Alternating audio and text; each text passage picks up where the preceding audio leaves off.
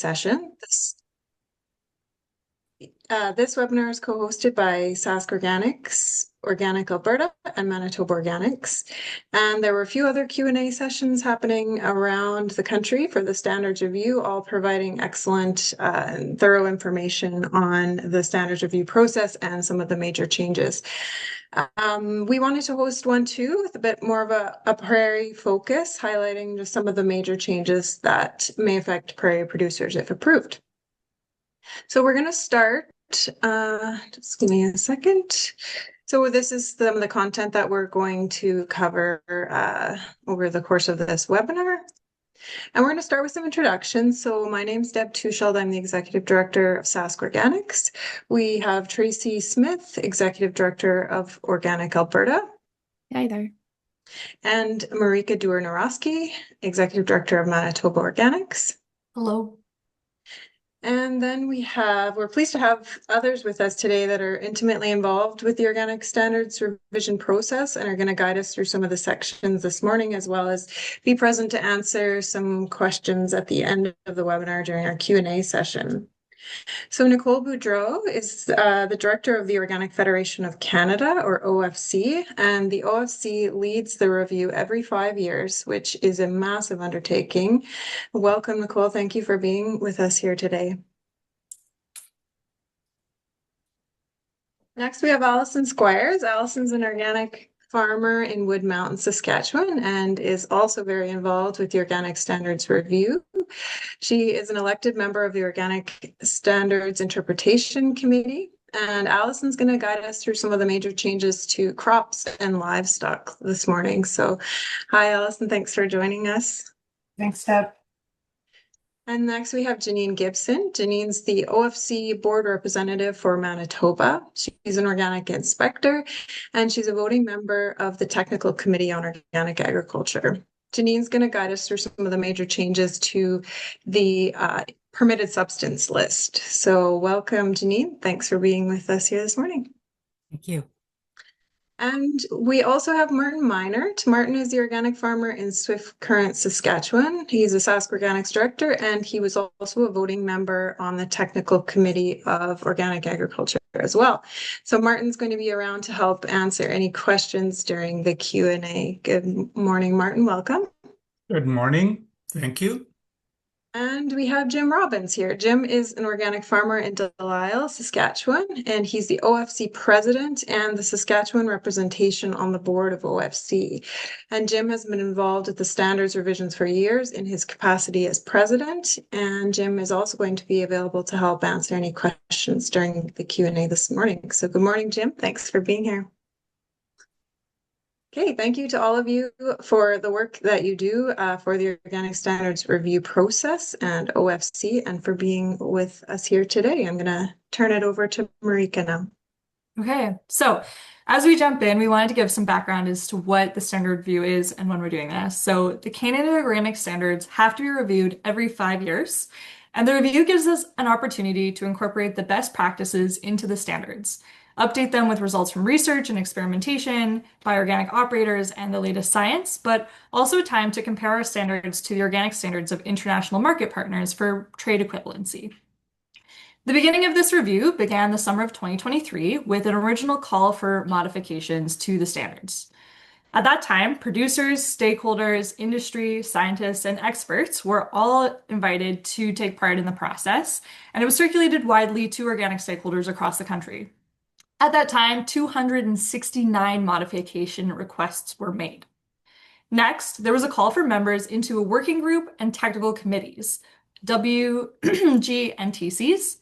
Any person who wished to join a working group or a TC was invited to complete a brief application from describing their expertise and experience with the Canada's organic industry. It's really important that we have a wide variety of perspectives and voices for these groups so that we can get an encompassed view of what's going on in the industry.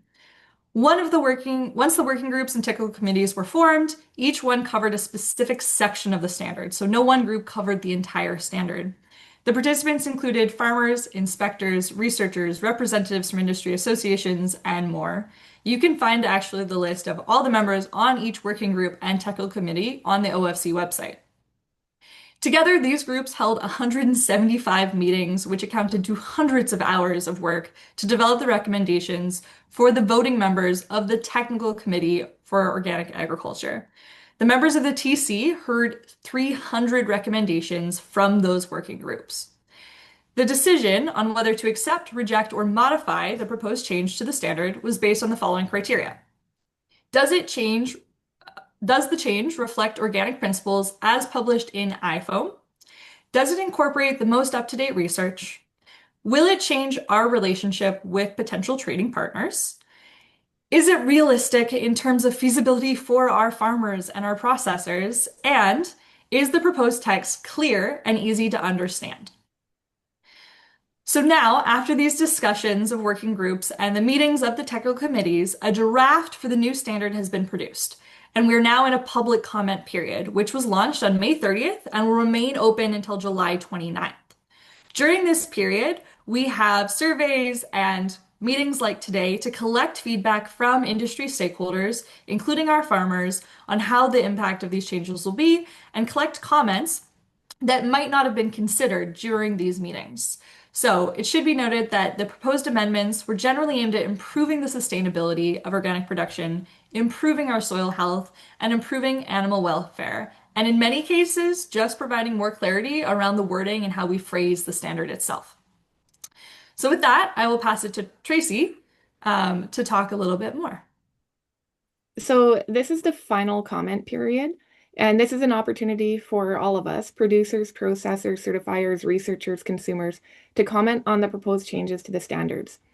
And to help us understand the proposed changes to the Canadian Organic Standard, OFC has prepared 2 guides. And so we'll show them to you on the OFC website right now. I think Deb will bring them up. So you can view all the documents they prepared as well as the draft organic standard on their website. The most important guides here are the general principles, and the other is on the permitted substances list. Both present the proposed changes clause by clause. Deb, are you able to share the screen? And both, what's that? The screen is being shared. Oh, I can't We're see seeing it now. Interesting. I cannot. Okay, I'll just carry on then. So the 2 guides that we're most interested in here is one on the general principles and the other is on the permitted substances list. And both of these guides present the proposed changes clause by clause. You can also view the draft edited standards and the permitted substances documents themselves. So in this webinar, we're only going to summarize the changes and the rationale behind the changes, rather than going through all the edits word for word, just for purposes of time. And so this means that it's important for everybody to review all the documents themselves as well, outside of this webinar. And so we've compiled a list of the most major changes that we think will be of interest to the prairie producers specifically. And so if you have, there's lots of other areas in the standard. So if you have any other specific interests, please review the full documents yourself. So when you have a comment, in order to submit your comments, you have to go to the same page on the OFC website, and again, under the Organic Standard Review tab. And there you'll find 2 forms. One is for commenting on the general principles and management standards, and the other is for commenting on the list of permitted substances. So each comment must be sufficiently detailed to be considered, and you can identify your type of comment according to 3 categories. There are general comments. This is you're commenting based on your opinion or your view on a change. There are technical comments where you're basing your comment on data, scientific sources, or a technical evaluation. And editorial comments where you're just suggesting rewording or correcting an error, but you're not actually changing the intent of the standard. And please do submit comments. The standards are complicated enough that it's entirely possible that we have not considered something to date, and your comment could be really useful. So during the last standards review, there were more than 700 comments analyzed by the working group chairs and the technical committee. Every comment received is evaluated, and your comments could lead to a change. So for example, a proposed amendment that proves difficult to implement could be withdrawn from the 2025 draft, or it might be something your comment might not have been previously considered by the working groups or the technical committee. So once the groups have gone through and considered all the comments again, the technical committee will vote on the draft. And if the majority of the technical committee members approve the draft, the 2025 Canadian Organic Standard will be published in December of 2025. And then all the operators in Canada, well, all the operators that adhere to the Canadian Organic Standard will then have 1 year to comply with the new clauses introduced in the 2025 standards. So just a word about the webinar today. We're going to have Allison and Janine present the details of the standard, and then we're going to have Q&A at the end of the webinar. If you have questions along the way, you're welcome to type them into the chat, but you won't be able to unmute yourself during the presentation. We'll do our best to get to as many of the questions in the chat as possible. And then at the end of the presentation, we'll go into a Q&A. We're hoping to have about 15 minutes of Q&A at the end. And at that point in the Q&A, you'll be able to unmute yourselves and ask questions too, if it's easier than asking questions in the chat. So with that, I'll pass it back to, I guess I'll introduce Allison. And she'll be talking about the major changes to the crops section. Okay, thanks, Tracy. Yeah, so I was on the working group for crops, and so I'm going to do my best to take you through some of the major changes that I think and the EDs here think are most applicable to farms out here in the prairies. So we'll start with a change under the record keeping organic plan section, so section 4.4. And if you're able to download the track change document from the OFC website as we go through, I think that would be really helpful because in there is the exact wording changes. So you can see exactly what is being proposed to be changed. But basically what we want to highlight here with 4.4 is actually the biggest changes around the wording for 4.4.1, which actually requires unique identifiers or log codes to accompany every shipment or consumer ready retail sized products that you're moving off your farm. And this is just to increase the traceability along the supply chain. So what does that mean for prairie crop farmers that most of us sell our product in bulk? It just means the bill of lading you'll need to make sure, if you don't already, put your lot number on there so that accompanies your shipment, and that is going to be enough for bulk shipments to meet this requirement. The next one we want to highlight is the 5.1.3, which is the conversion of native species land to organic production. And this one is a really interesting one. What we're proposing here is that any land used for organic production, if it's been cleared or otherwise converted to agricultural purposes from natural ecosystems, so these are ecosystems that are defined to be dominated by indigenous or native plant species. They have some examples here. So if you're in the northern part of the prairies, you're going to be looking at any forest areas. And down where I am in the very southern dry part, we're looking at native prairie. So if I wanted to go out and, heaven forbid, break up a quarter section of my native prairie, I would need to wait 5 years before I can incorporate that into my organic plan. So this is meant to bring us into a compliance with other international standards around converting sensitive ecozones to agricultural production. And so the next one on the list is 5.1.8, and this is alternating between organic and non-organic production. So alternating between organic and non-organic production on your plan has always been prohibited by the standards. What is being proposed here is an exception to that rule under extraordinary circumstances. So for catastrophic or uncontrollable factors, an example here in the prairies would be especially in Saskatchewan, where we have the Weed Act here. If a weed inspector decides that they're going to come onto your property and spray out your field, then there is an exception where if that happens to you and you can prove it to your certifier, you're not going to be dinged for that. And you still have to wait for the 36-month transition period before regaining organic status, obviously. And if you don't give prior notice to your certifier that this is happening, then the land would then be eligible to regain organic status in 5 years. So it definitely pays to keep your certifier in the loop on that. Now, the biggest change that I've actually had the most comments from producers in the prairies is this next one about tree defense posts. So 5.2.3b, tree defense posts. So prior to this, this revision, tree defense posts were prohibited on any organic farm anywhere. For the prairie context, this proved challenging for producers because of supply issues. There really isn't a whole lot of alternatives to tree defense posts out here. And so there was a petition submitted that swayed the working group and technical committee to allow tree defense posts under certain circumstances.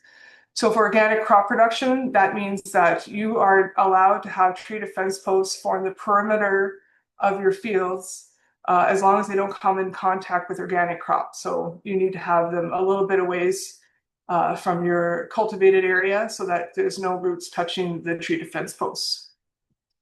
If you have organic livestock, there's a different change related to tree defense posts, and you'll have to see a different section, 6.7.8. But essentially what that exception is that you are allowed also around the perimeter of your pasture land, but only if it's required by law. And there are fencing laws in most provinces that will accommodate that. So obviously the intent here is that you want to search for alternatives first. You know, tree defense posts should not be your go-to solution for perimeter fencing, but if you can show with a search and with availability that you can't feasibly do that, then you can have an exemption. Okay, the next one is 5.2.4 biodiversity measures. So this is a really interesting one as well. It's because we want to obviously put some wording into the standards that reiterates the fact that organic production supports biodiversity and healthy ecosystems alongside agricultural systems. And so what it is a list of measures that you can put on your farm to increase the biodiversity. And this list was kind of always there, but now it's been expanded. The wording is more prescriptive. And I'll see if I can go and find it in the track change documents, the exact wording. So some of the examples here, so this is in addition to the practices you're already doing on your farm, such as cover cropping, green manure, and a diversified crop rotation. You can also introduce things such as agroforestry, biomass plantings, grass waterways is a really great one. Pollinator habitats. So if you want to seed your buffer strips to pollinator habitat, that would be applicable here. Additional wildlife habitat that you're protecting. Lots of us especially in our yard sites, have areas that are treed in or something like that where it's protected areas for wildlife. Tree and shrub establishment, which would be a great thing for us northern farmers that have rain and organic matter. Vegetative barriers and field borders, windbreaks, shelter belts, things like that. So lots of these things are already happening on farms. We just wanted to actually put the list in the standards and encourage farmers to really identify those and keep those going on the farm. So the next one here is non-organic seed from transitional land and buffer zones, so 5.3.2. And what we're looking at here is if you've got buffer zones or transitional land on your farm that you're moving into organic production, technically any seed that you plant, that you harvest from those areas is non-organic.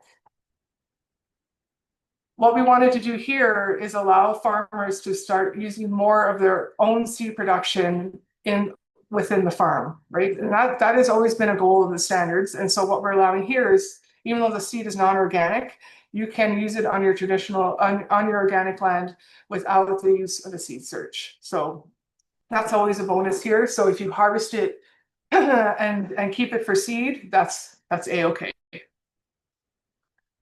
The next one, non-organic perennial planting stock, and I'll confess that this one doesn't necessarily apply to large crop scale farmers, but what it does apply to especially is for greenhouse or strawberry growers, things like that, where Before, there was lots of confusion on whether or not you can use certain types of planting stock and then harvest them and call them organic within a 12-month period. So this is a huge deal at the Standards Interpretation Committee level. We have spent a lot of time answering questions about what is considered perennial planting stock and if it's organic or not organic. And basically what the summary is now we wanted to ensure that there's a clear distinction between planting stock and seedlings and transplants. Seedlings and transplants are in actual soil, and planting stock is bare root. And so for bare root, for example, strawberries, if they're bare roots, if they are untreated, they can be used and will be considered organic within 12 months if you harvest fruit off of them within 12 months.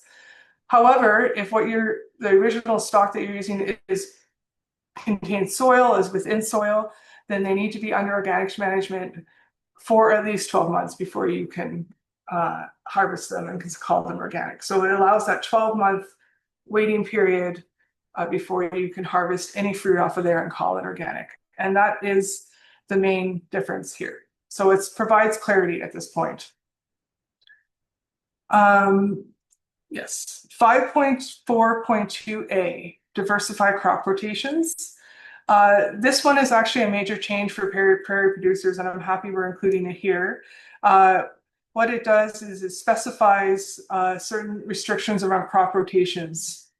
So what it's looking at is trying to get producers to diversify their crop rotations more.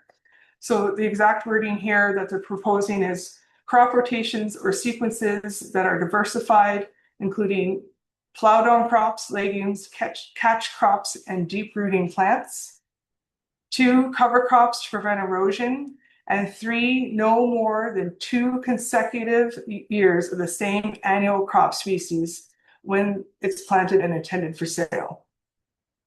So at this point, this change would mean that if you're planting like 3 years in a row of wheat, for example, and you're harvesting them every year for sale, I should say, then that would be prohibited.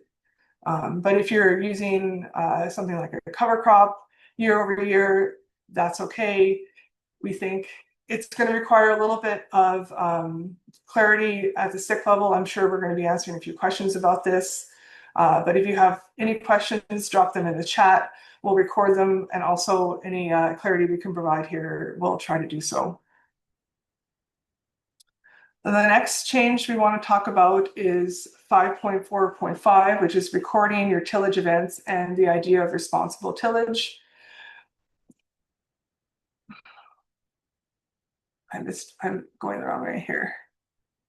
Here we are. So all this is we wanted to make sure that in your chronological log or somewhere else in your record keeping process, you're actually recording your tillage events, and you're aiming to reduce the frequency and intensity of your tillage. So only using the tillage that you need to in order to perform the operation that you're trying to do, like a weed kill, for example. That you're not doing excessive amounts of tillage over and over again for no reason, which I'm assuming most of you wouldn't be doing because that's not how we create good soil. But now we're putting it in the standards so that it's going to be recognized nationally that we do that as a sector. So all you have to do here is just make sure you're recording in your chronological log that such and such a day we tilled this for seedbed prep, and you should be good to go for that. Okay, do we want to pause here for questions on crops, or do we want to go into livestock? I think we'll just keep going, but people are welcome to type them into the chat at any time, and then yeah, we'll come back to them. Okay, awesome. Okay, livestock production. Full disclosure, I was not on the livestock working group. Cody and I are just starting to transition our herd to organic production, so I'm slowly learning all of the things that I don't know about that area, but I'm very happy to take you through this process here today. I hope that we'll get a lot of discussion and questions in these areas too, to make sure that prairie producers understand the changes and that they're applicable and able to be incorporated into our systems out here. So the first one we're going to talk about is the grazing season and graze forage. This change is basically looking at making sure that a good portion of the diet of a ruminant animal is based around forage, graze forage intake. Now, lots of us will have our cows on pasture for the majority of the grazing season anyway, so maybe this isn't as big of a change for us, but I still think it's important to note that the changes will require the recording, the timing, and other details of the grazing. So this will change how you document your pasture management plan. So we need to know precisely when the grazing is happening, how many animals are being grazed and what size of paddock, and what dates you put them in, what dates you take them off. And that way, if there's any question about whether or not you're meeting that 30% forage intake threshold during the grazing season, you have all of that proof there to demonstrate that you are. And you can see on the bottom of the slide here, there's lots of rationale. A lot of it's based, pardon me, a lot of it's based on on dairy production, and that's okay. But I still think it's important that that us beef producers out here, if you are making sure that you're documenting it as much as possible. Next is the monitoring of animals. So 6.1.7, and this is a new clause, and it's basically ensuring that as producers, we're monitoring our animals regularly, and we're referencing animal welfare codes when doing so. So we're talking about how frequent you need to record, how frequently you're checking your animals, the type of monitoring that you're doing, and whether or not it's done by a qualified person. Let's see if I can pull that up.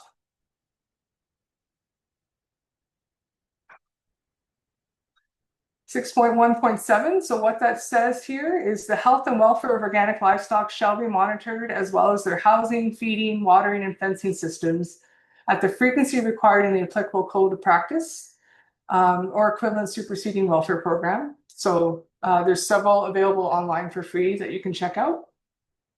Where the code of practice or equivalent programs do not regularly require daily checks, at a minimum, all confined livestock, so those that are not on pasture or not on rangeland, are considered confined, and they need to, and if they're relying on mechanical feed or water source, they need to be monitored at least once daily. So in your chronological log, if you're going out to check your cows on pasture, just make a note in there that you've been in there to check them, and you should be good. In terms of the origin of livestock and livestock products, 6.2, this was greatly reorganized. It's nothing new, but it's a total reorganization of the section and a clarity around the existing requirements.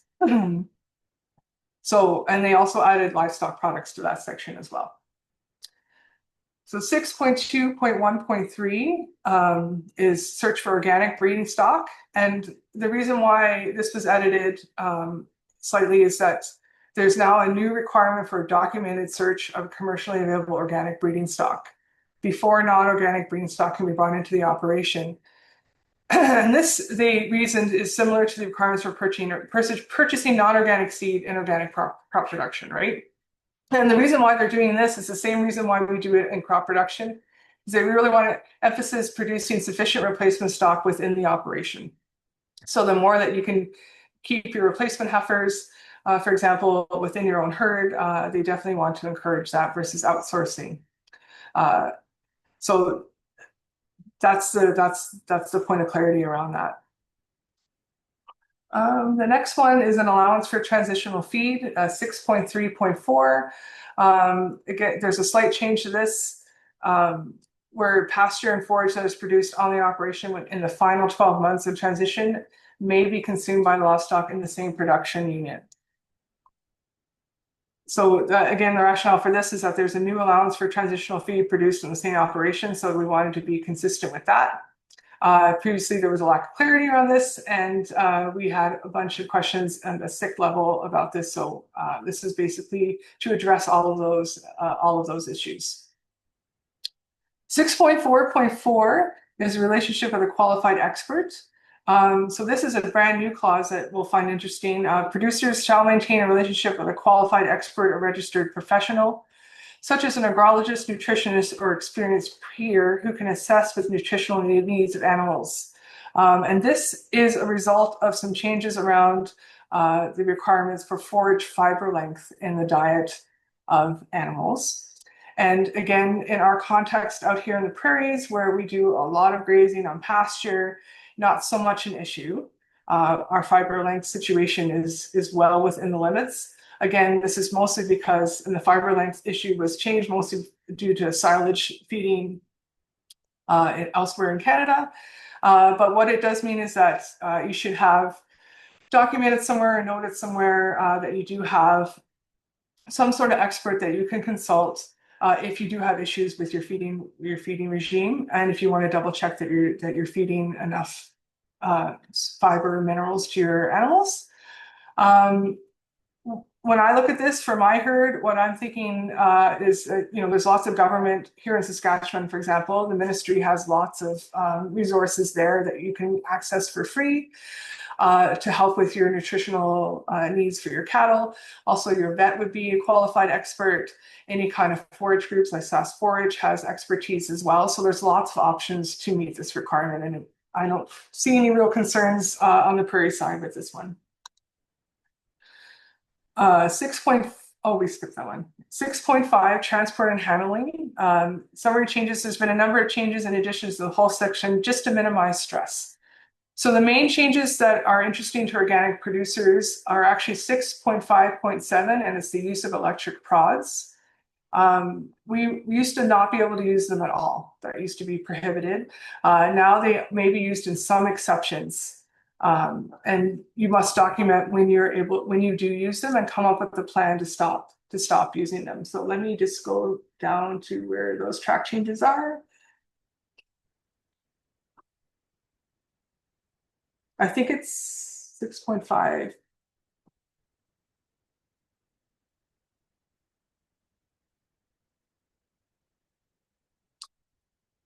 Yeah. So electric prods are not completely prohibited because in rare circumstances, they may be needed for human and animal safety. So for example, if you're moving your cattle and one of them drops in the chute and you need to be able to get it up so they don't get trampled, you're able to use electric prods, such things in that sort of situation. But you do, like I said, need to have a plan in the future. Maybe you need to rejig how you're setting up your chute or how you're loading your cattle to make sure that you don't need to keep using an electric prod every single time. Okay, the next, hopefully I'm still within time. The next, the next one. So what is this? Same thing. So if you go through 6.5 and make sure you read all those different areas there, I think I've read through them all. I'm not feeling like they're going to be a huge difference to prairie producers here, but I'd be welcome to hear your feedback on those. In terms of sorry. I was just going to say we're basically bowing to the federal. Yes. The federal standards have increased, so we don't need to be quite as concerned. Thank you, Janine. That's great. Yeah, there is a new federal regulation that's just coming into effect. And so that does change the standards for livestock transportation across Canada. So that's a big reason for the change. You're absolutely right. So 6.6G, healthcare monitoring and body score. Basically, we want to, again, go back to the defined code of practice to monitor body score and document any corrective actions that you take to when you notice that the body score has dropped to unacceptable levels. So this change will require the operator to take action if the animals are too thin. Organic animals should have superior welfare, and a good body condition is an indicator of good health and welfare. So that's pretty self-explanatory. The 6.6G is another new addition, and again, it's requiring producers to have a relationship with a qualified expert. So this one is around the health and welfare versus the nutritional needs of cattle, related obviously, but different sections. So this is also going to require maintaining a relationship with a qualified expert or registered professional. Lots of examples here. Again, I go back to I have my vet on call here that I can put down as my qualified expert. An experienced peer or mentor, an expert at provincial health center. And so there's lots of options for us in the prairies of people we can access and use as qualified experts. It's just to ensure, especially new and emerging producers or producers that are transitioning into cattle, have the network around them that they need to be successful. Physical alteration. So this section has been reorganized a lot and made much clearer. There are a few changes that I think are relevant to cattle producers here in the prairies, but lots of them now, dehorning is prohibited by producers, only allowed to use under veterinary supervision and at the request of a veterinarian. Branding is now prohibited unless required by law, and in that situation, only freeze branding may be used.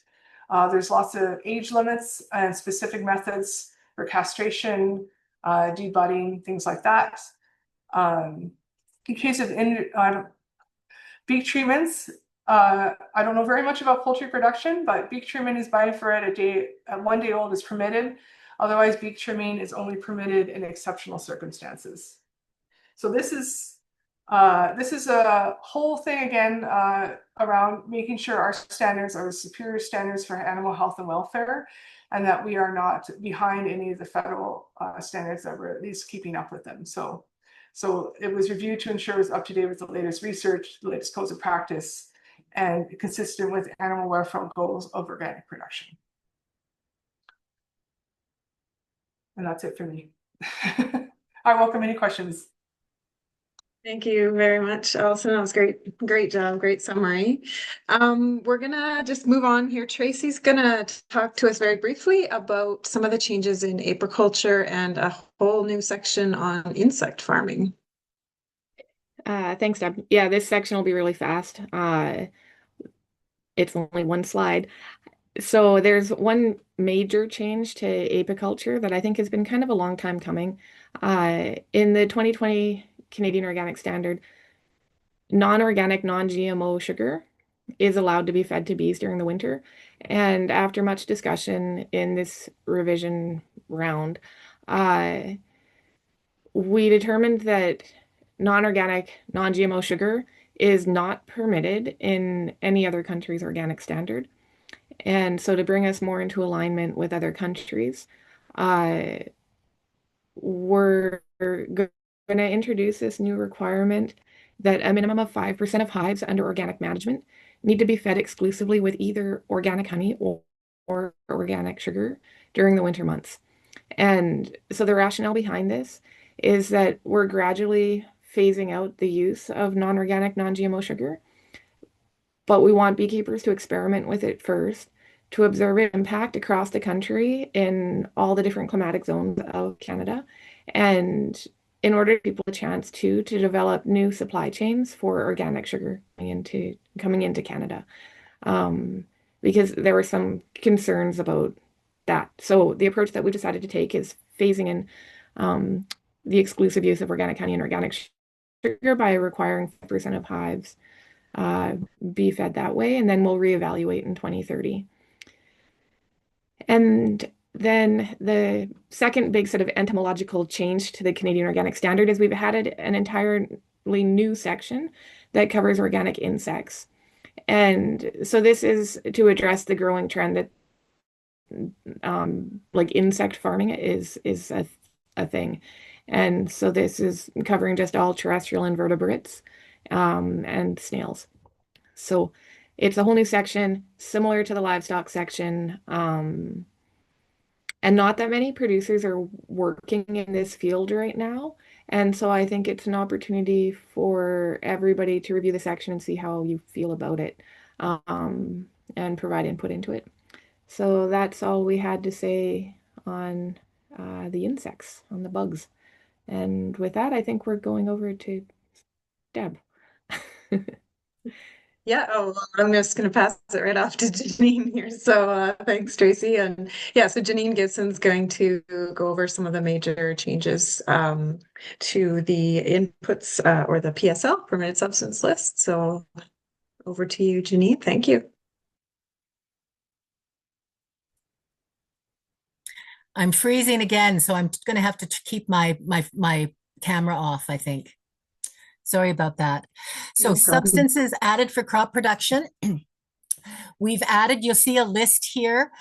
We have allowed slightly broader needs given we've got some severe weather impacts happening across the prairies. So we wanted our operators to have substances that could be supportive. That was of our function in ensuring that we keep the standards high, but not so high we drive producers out of being able to meet the needs for their crop production.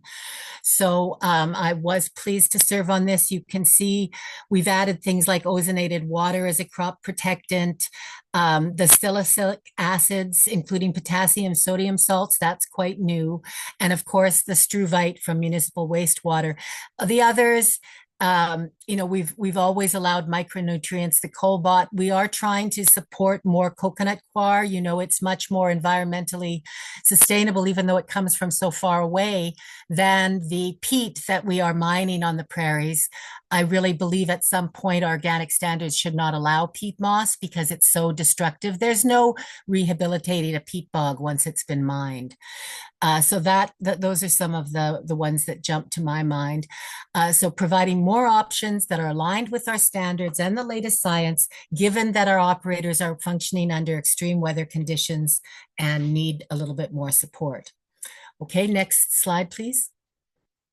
I'll also mention that I spoke on the livestock because I have served on this technical committee and on the working group since 1999. And it was only because of my own workload that I couldn't also serve on the livestock. I've served on the livestock consistently for many years in developing this standard. But I really wanted to focus on this because I know the alkalinity of our prairies really interferes with absorption of phosphorus. And I've had so many prairie farmers tell me over the years that their options were not enough, that I really wanted to look at improving and increasing our recycling. And so we have got an allowance for recycled municipal wastewater to make it very clear we're not touching the sewage sludge. This is a water recycling issue. So the municipal wastewater that's gone, usually it's the tertiary, it's gone through 3 different cycles of cleaning and it's ready to be released into the environment. But some facilities then can use a process that creates a pure struvite that rather than the phosphorus building up in the pipes, that it can be treated in such a way that it precipitates out without any contaminants. So I just want to say this is allowed in Europe and that the standards that we put in place with our permitted substance list exceeds the purity standards in Europe. So I'm going to just leave it there and say happy to discuss this more and answer any questions. But sincerely spent a great deal of time, the whole committee and myself, researching because we did not want to allow anything that could possibly contaminate prairie soils.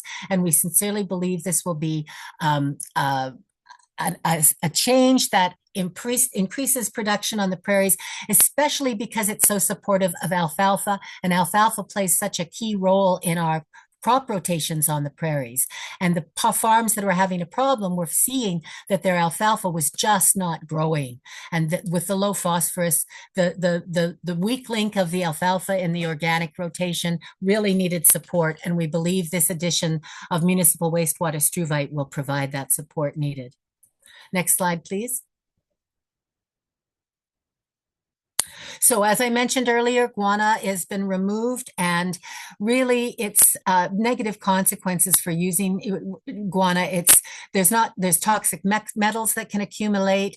It's brought in from far and when it's allowed, I mean, from my understanding, it does not permit guana to be allowed in Canada as a fertilizer. So it just clarifies it that we don't want to use something that is potentially non-renewable and could have fungal or pathogen issues. So we also organize the micronutrients, which are listed individually rather than all grouped together. We clarified sodium nitrate so that any kind is not being permitted.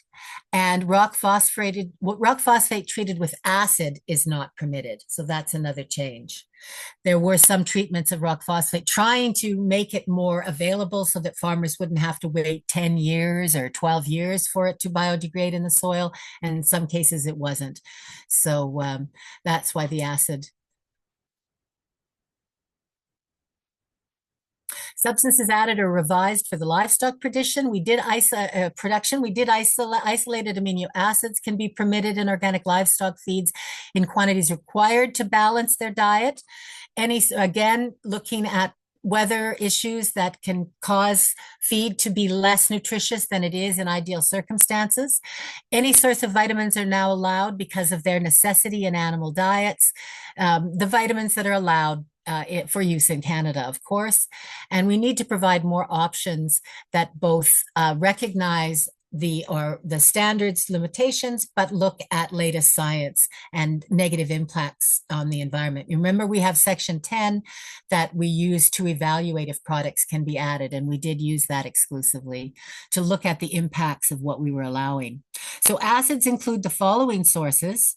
These were substances for food preparation: alginic, citric from fruit and vegetable products produced by microbial fermentation or carbohydrate substances, and lactic acid. Next slide, please. So that's great. I've blasted through that, and we're happy to answer your questions if we're able.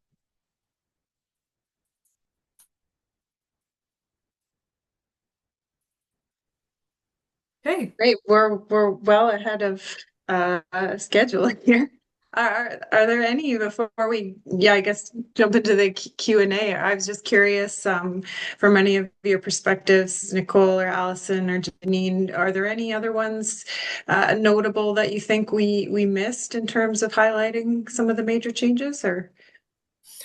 Not that I've noted. Okay.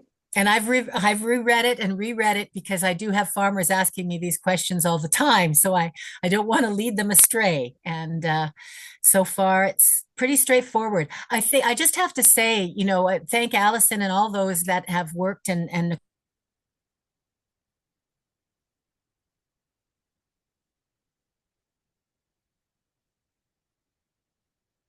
Oh, Janine, I think we lost your audio there for a second.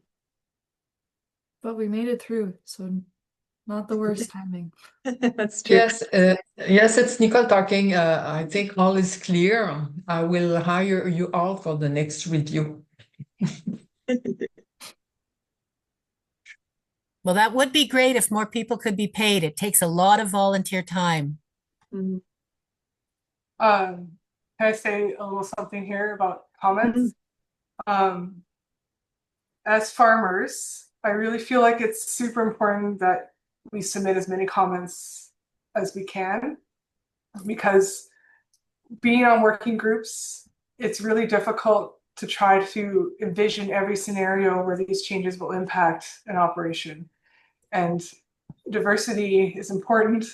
And so I realize this is one of the crappiest times of the year where you don't want to sit in your office and do paperwork, but I really want to reiterate, it's so important that if there's a change here that you're like, whoop, that's going to really impact my operation in such and such a way, it's super valuable for the working groups to hear that directly from farmers. So please, please, please, if you have time to submit comments, that would be really, really helpful.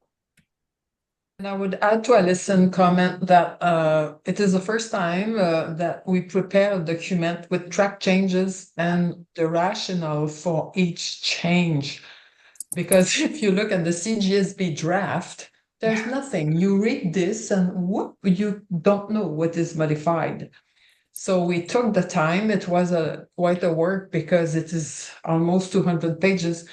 For the PSL, for the principles, you see the track changes, they are underlined. When new things are added, it is underlined. When it is removed, it is strike through, and you have the reason why. So if you don't agree, you are the farmers. There is no organic production if we don't have farmers and producers, and you must look at this because it affects your work, your daily work, and we need feedback from the producers. Because in organic, you can dream of nice things, and there are principles, but we need to know how to apply the principles in a feasible and pragmatic way. Thank you. Deb, this is Jim Robbins. I just wanted to reiterate the point that Allison made about making comments if you see something that doesn't fit with your operation. Every time we published a new standard, and we do that every 5 years, we often have people coming back after the new standard is published saying, "Oh, you're requiring me to do something that's impossible or that should be allowed." And that's just because people haven't gone through the changes before the final version is published, which you need to do because sometimes there are things that are missed.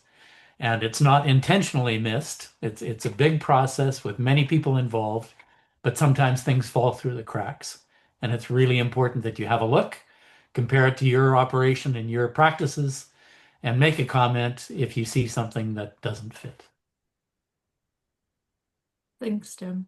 I just wanted to address Royden's comment here. Did you consider the overall principles? Sorry, I've got a chat bubble preventing me from seeing the code. Do you consider the overall principle that making standards more onerous rather than less onerous could possibly reduce the number of areas, number of operators maybe committed to organic agriculture in Canada? That is something that we did consider and we would often discuss. I would be curious, Royden, if you think there are specific aspects of this that are making it more onerous, keeping in mind what Jim just said. I'd be curious to hear what those areas are, for sure. Would you like me to speak to that? I'd like to hear your Yes. feedback. No, well, it was more, I was actually pleased that in some areas you've added flexibility. And then, and maybe my question is, so you have highlighted some changes. I guess there's many more changes that will be in the fine print. And I was just curious about what process you went through to, whether you considered this principle at all. So I have no specific concern, I think. Yeah. But I was just wondering about your operating principle on this. Yeah, Because, yeah, and I should say, because my concern arises from observing, at least in Manitoba, that we've had quite a reduction in organic acres. And I mean acres, not areas. That was a typo. And so how do we encourage an expansion of organic acreages rather than a reduction of them? Well, And it so I would be think great if we could have subsidies like exist in all our trading partners, which subsidize certification costs. That would be a starting point right there. And Royden, if I could just say, so when we were in the technical committee, and obviously Nicole knows much more about this than I do, we said in the introduction, there were kind of 5 questions that we were using as a barometer all the time when we were looking at the proposed changes. And that was whether the change reflects the organic principle, does it incorporate the most up-to-date research, how does it affect like our international relationships with trading partners, is the proposed text clear and easy to understand, and then also is it realistic and feasible for farmers, processors, and then also inspectors coming out and inspecting on farms. Like, is this a requirement that is actually inspectable? And so those conversations did definitely happen. As an example, that's why we have an experienced peer as someone in your network that can be used for, in place of a vet or a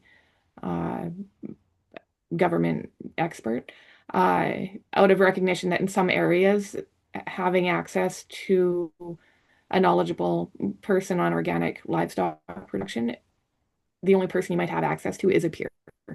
And so that's an example right there of where we were trying to make it more accessible to follow. I don't know think if anyone too, else. another one that also, from my experience, makes it more accessible is the allowance of treated fence posts. Over the years, I received a few calls from people that were interested in transitioning, and they were asking if that was really a requirement, and then they said that that was kind of a deal breaker for them. So I think that's also adds to the accessibility of it. I have one comment to make to that. Mhm.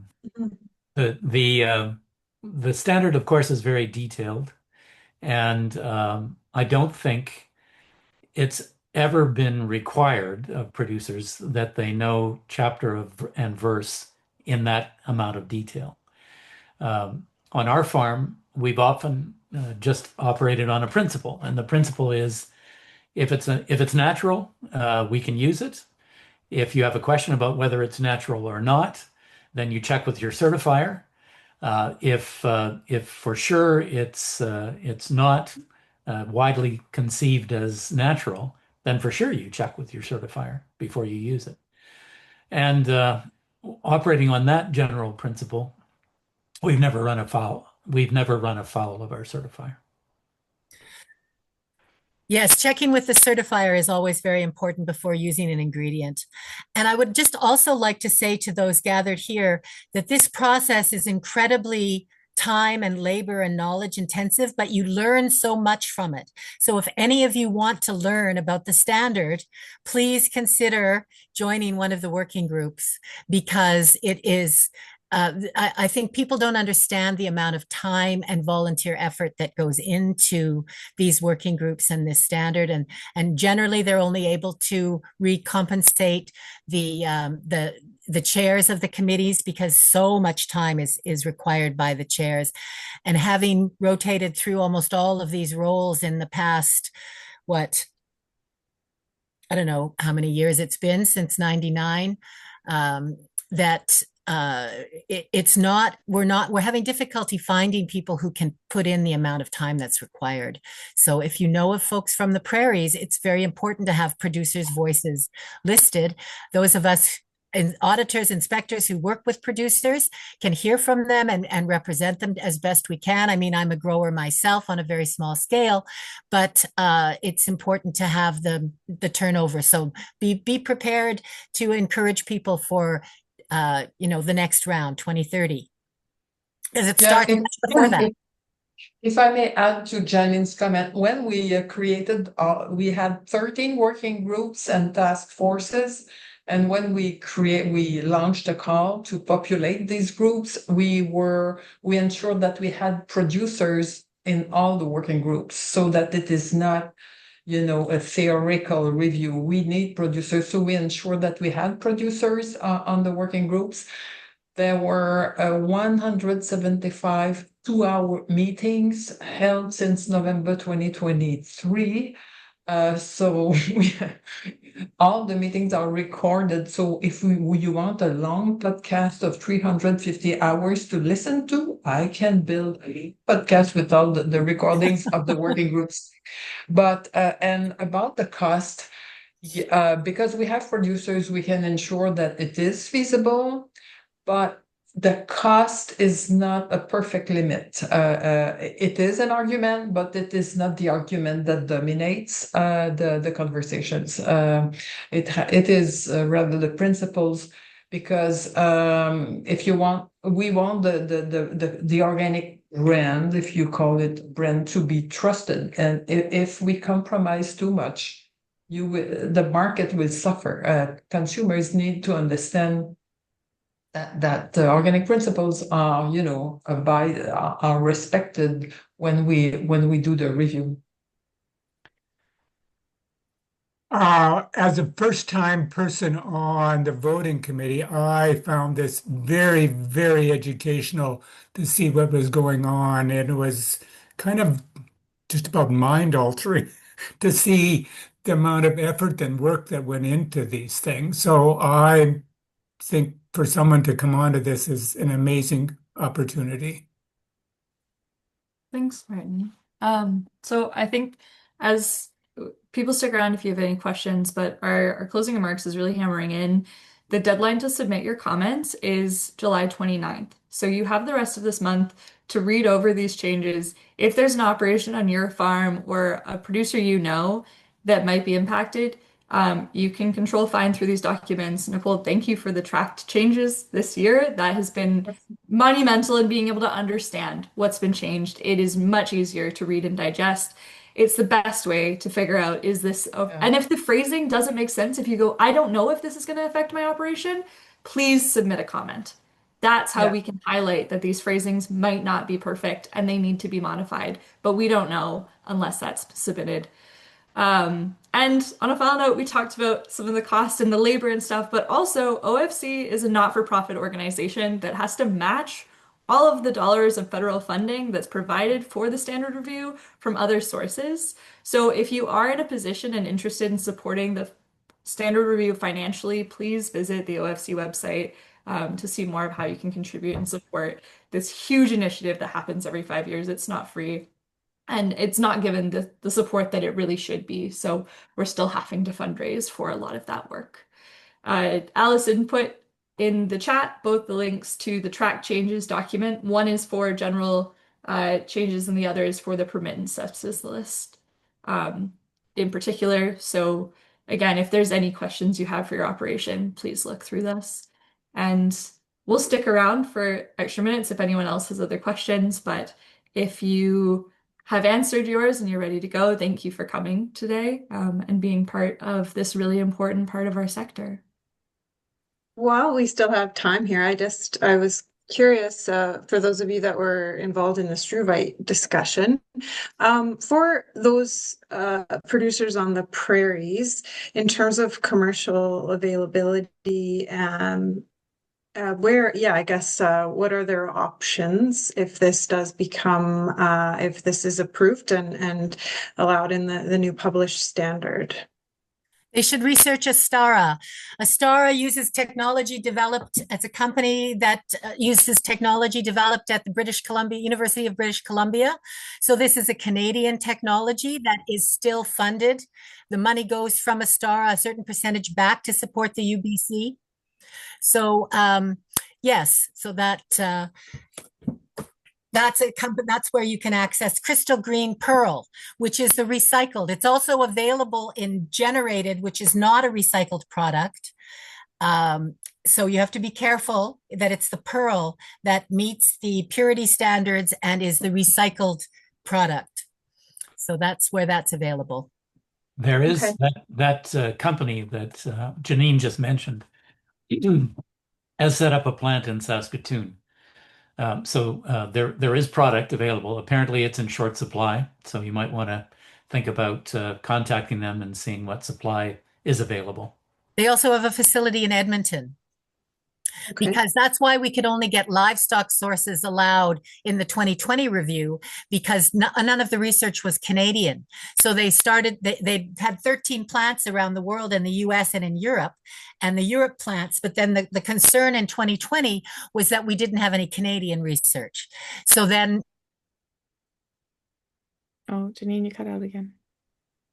But I would say if you check the organic science cluster, there are research activities with the use of struvite at the University of Manitoba. It is driven by Dr. Thiessen Martens. It's the second round of research. There was research with the use of struvite in cluster 3, and now it is continued in cluster 4 at the University of Manitoba. Okay. Thanks, Nicole. I was also curious, I know there was a discussion, particularly around struvite and the different equivalency agreements. I know it's approved in Europe. I was just curious about some of the other equivalency agreements we have. Not approved in the United States yet. So we would have to check. So if a producer is selling crops to the US, maybe it could be an impediment and an obstacle. So once the standards are published, we will check, verify equivalency for each of them, because when there is a change to the standards, we have to review equivalency with other countries. But as you said very well, it is allowed in the EU, but not in the US for the moment. Okay. And those are, Nicole, those are the two equivalencies that we're most concerned with. Are there any other equivalencies around that we would ever look at or consider? Yeah, we for all the petitions, we had the technical reviewer who was checking equivalency with the Swiss, the Japanese standard, with the Mexican standard. So we had a list of all that we would compare with all the jurisdictions with whom Canada is trading. So yeah, the German and yeah, we have a long list. All of it is done because the review process is supervised by the Canadian General Standards Board, and in their policies and procedures, they insist on checking on changes that would impede trade. It is one of the requirement that one of the policies of the things that we have to verify all the time. I'd like to respond. Thank you, Nicole. I'd like to respond briefly to the question in the chat about we need to educate the conventional agriculture market, like help industrial agriculture understand that we are not just changing inputs, but that we have a foundation of health, ecology, fairness, and care that underline every clause that we make, that I don't believe industrial agriculture has. Yes, we would do far more education if we had the money.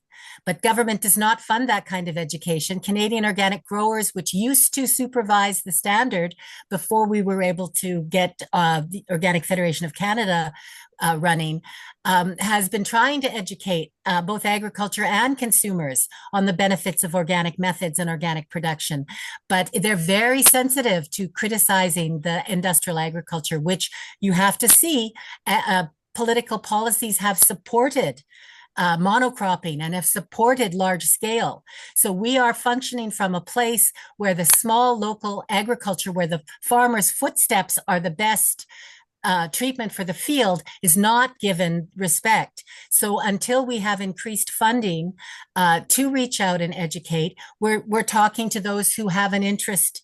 You know, you've got to speak to those who are already interested in our basic values of reducing inputs and even a value of sustainability. And then the net return per acre in organic is higher.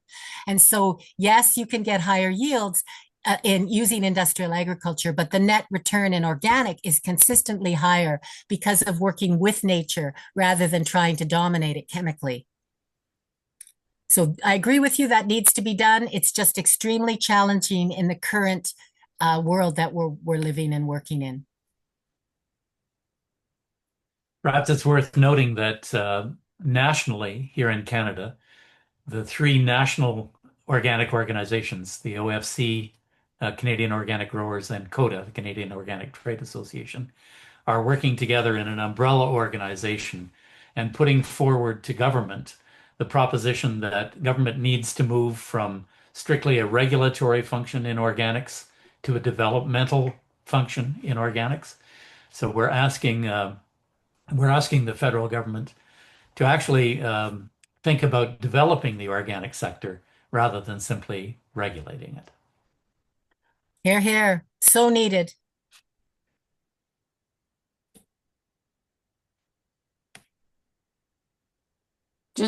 It's Marion, and it's just in answer to your statement there, also Janine, and in response to my statement. My comment is coming from comments through supportive advocacy groups such as APAS and other similar groups across. And it may be easier than we think if we work through CFA and through these support organizations, as opposed to thinking we need to approach each farmer individually. And I think if we can get a broader informative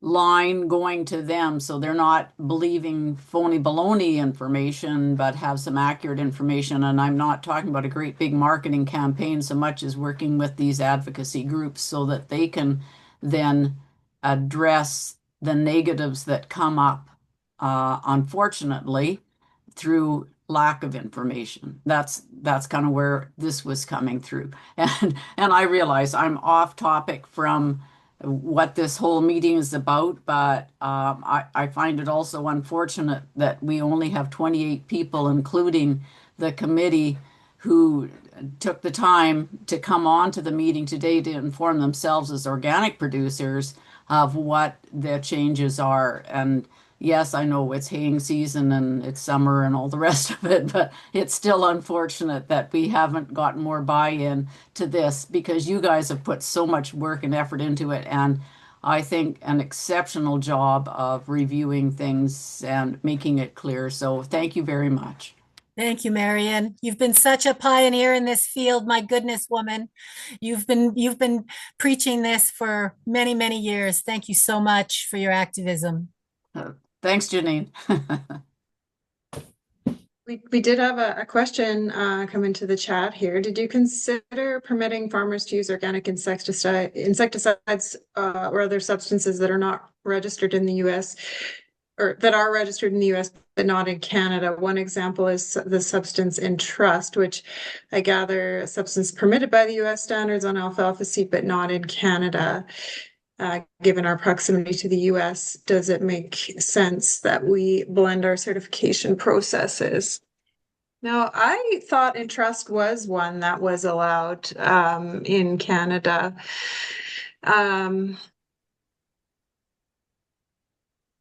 What is it made of? I have to check.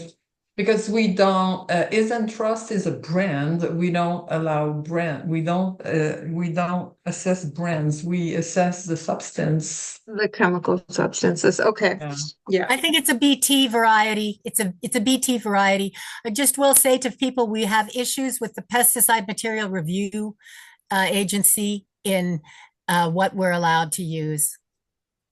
And I'll also jump in here and say that, petitions have to be submitted for changes to the standards. Working groups are not sitting around developing petitions on our own. If you want to have something permitted that's not already permitted, you need to submit that change, right? So it's not, I think, Nicole, hopefully you'll back me up here. We're not sitting around asking ourselves what else we can do. But so it's, if you have a certain active ingredient that you want to have permitted in the organic standards, you need to submit that change when the standards review occurs. And I just also like to respond briefly to Royden suggesting we blend our certification processes.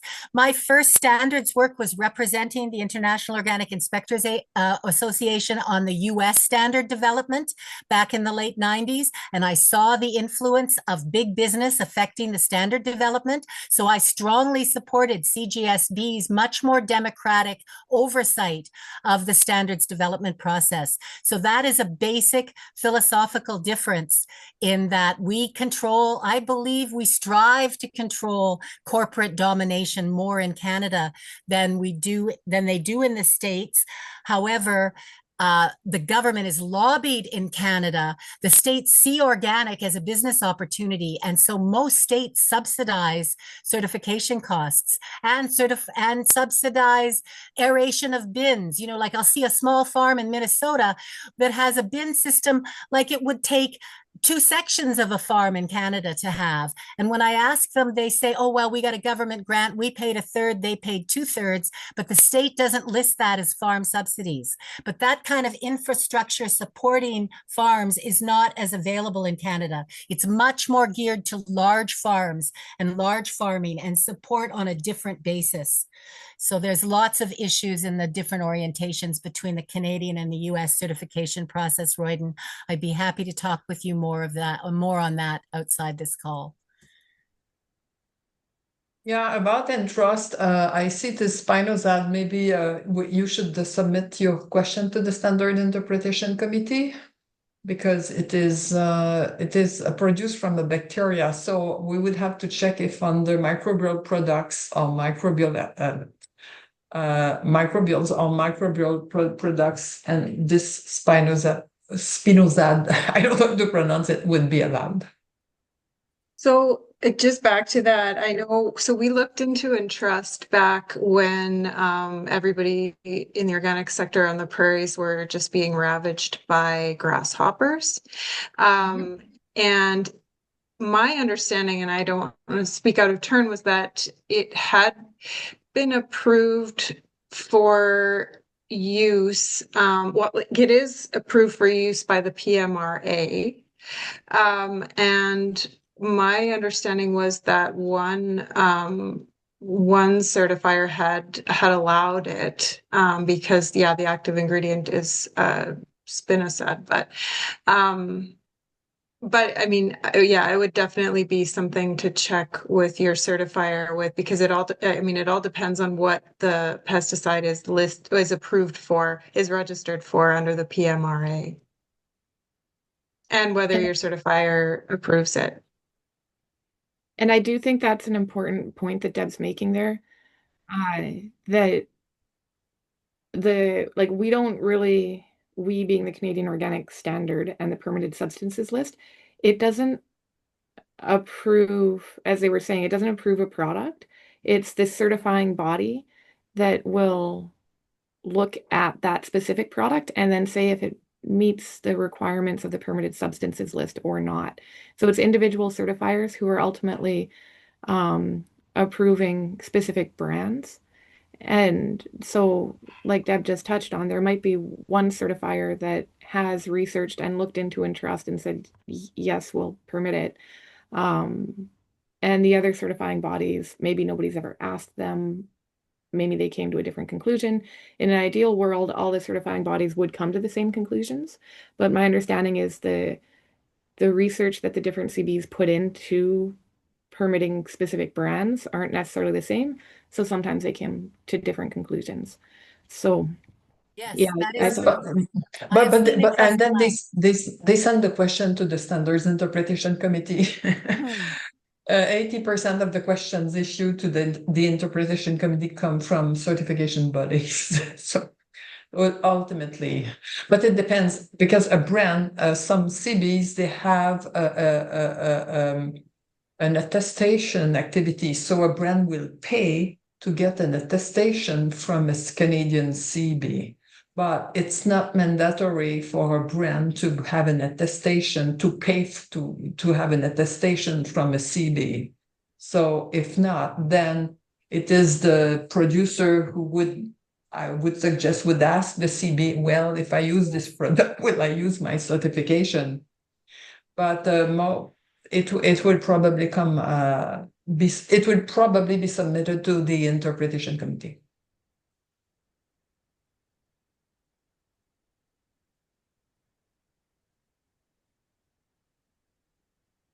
I think the consistent oversight of certifiers through the conformity verification bodies has been a bit of an issue too, so that not all the certifiers are, quote, accredited by the same organizations.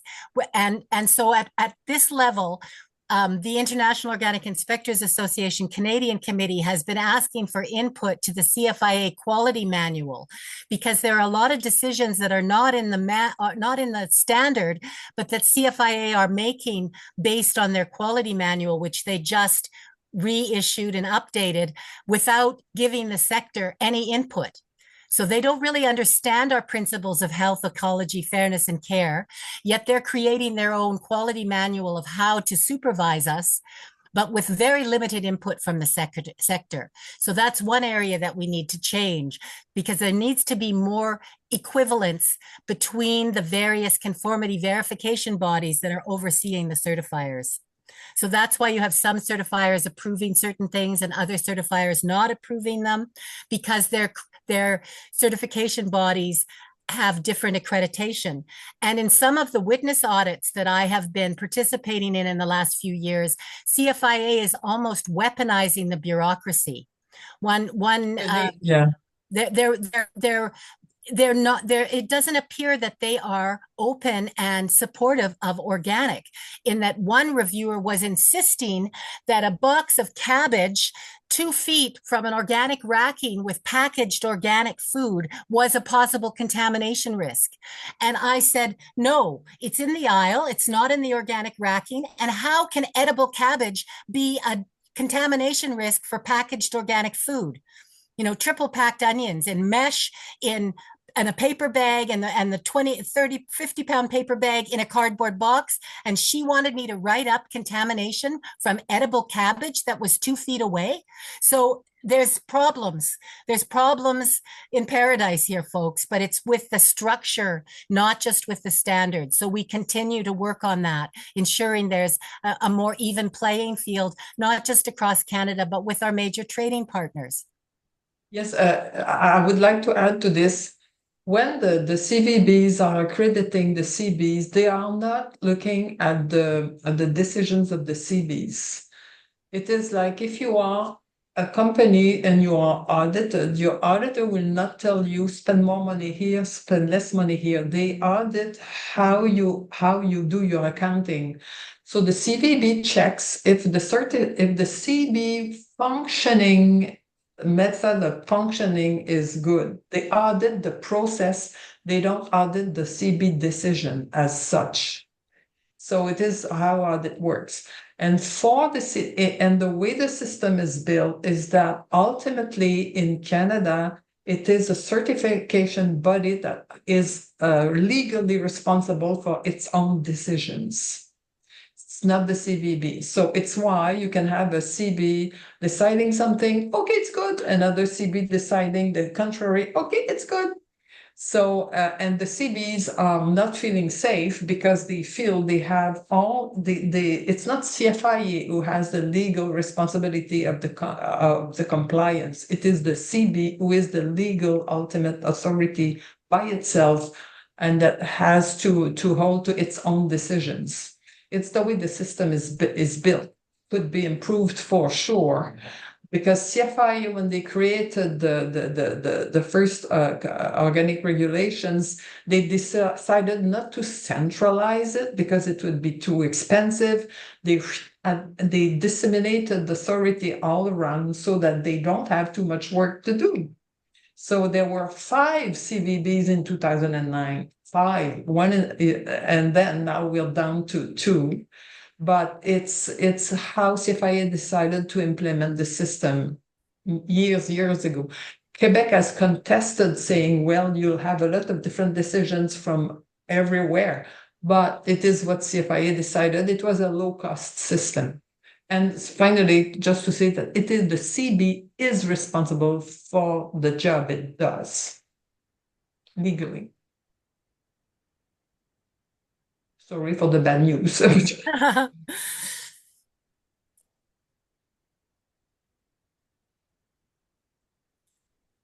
And then another barrier is that most CBs charge you. If you want to apply to have a product allowed, you have to pay for their time in doing the research to ensure. Because we have a closed positive list, we thought that that would be much more sustainable in the long run to say these are the ingredients we allow, because we can't be monitoring the development of the marketplace.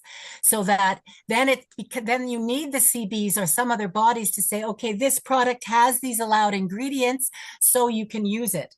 That's not, as Nicole said, the CFIA did not want to play the role of the National Organic Program in the States, where they accredit all the certifiers. So you have the Accredited Certifiers Association of the States, which are coming out with all these best practices for certification, which we don't have in Canada, and which promotes communication between the certifiers, which also helps improve the sector. We don't have anything like that in Canada. So we don't have very good communication between certifiers. And so we have these discrepancies that when you add that to the lack of education nationally on what organic standards mean, you have confusion and people thinking, well, they'll allow anything because this guy says he can use it, but this guy says he can't. So the inconsistency does cause credibility issues across the country, but it's a deep issue. I'm enjoying this discussion. We have 4 minutes left in our allotted webinar time slot here. I wonder if there's like potential to consider this topic in the future and maybe take some action on it. I think there's lots of stuff here that we can all go away and think about. Who would have thought your question would lead to such a discussion, Royden? So I don't know if there's any more closing thoughts here. I think our take-home message is to go to the OFC website and submit comments on the proposed standards. And I should put a plug in here for the OFC website in general. They have a new website. They also have organic science cluster research going on right now with a ton of amazing resources on there. So if anybody hasn't checked out that website, it's less than a year old anyways, maybe 6 months, 8 months old. And it's a fantastic website now. Probably was before too, but it's great now. So thank you, Tracy. yeah. We're proud of Nicole's good work. Oh, it's reviews a teamwork. Team and the team and the teamwork again. It's coordinating a teamwork. That is the fun of it. So you have until July 29th to submit your comments, and all of them will be considered. So I think with that, we'll close out the. Thanks, Denlyn.